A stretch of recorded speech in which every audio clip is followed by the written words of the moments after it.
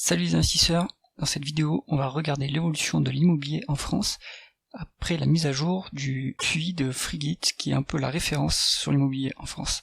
Avant de commencer, je vous rappelle que si vous aimez mon travail, vous pouvez me soutenir en me faisant un don via le lien en description de cette vidéo et pensez à vous abonner à la chaîne pour ne pas rater les prochaines mises à jour.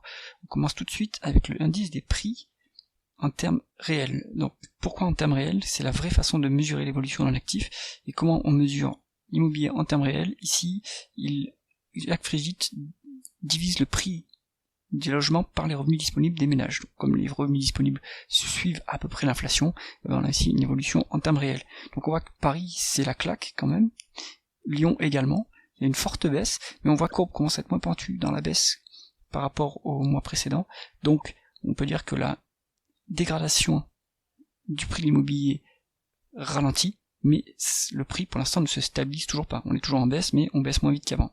On voit que c'est aussi le cas globalement pour la France, et petit à petit on se rapproche de la zone normale dont on est sorti depuis les années 2000 et la forte bulle immobilière qui s'est ensuivie.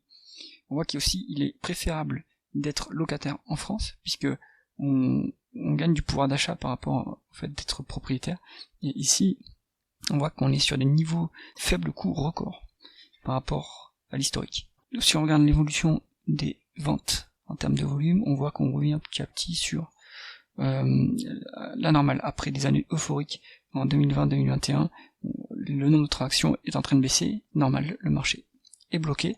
Pourquoi il est bloqué? Parce que les candidats à l'achat n'ont pas accès au crédit. C'est la variable clé en fait qui guide l'évolution du marché immobilier, c'est l'évolution du crédit. On voit que le stock de crédit est en train de baisser, et que les nouveaux crédits également sont en train de baisser, c'est-à-dire qu'il y a la production de nouveaux crédits est en train de baisser assez fortement. D'ailleurs on voit que la chute est brutale, donc ça désolvabilise les ménages, alors que l'offre est rationnée, d'accord, mais la demande l'est encore plus avec des moins en moins de crédits nouveaux qui sont créés.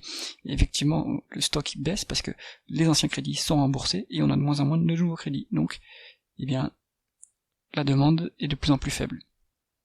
Conclusion de cette mise à jour, la baisse de l'immobilier est toujours devant nous. Peut-être que les transactions vont se dégeler si les propriétaires commencent enfin à lâcher du lest sur les prix qu'ils demandent, qui sont complètement décorrélés du pouvoir d'achat des demandeurs. Donc pour l'instant il est préférable de toujours patienter sur l'immobilier, le point bas n'a pas été atteint. C'est tout pour cette mise à jour. Si vous avez aimé cette analyse, mettez un pouce à la vidéo et pensez à vous abonner à la chaîne.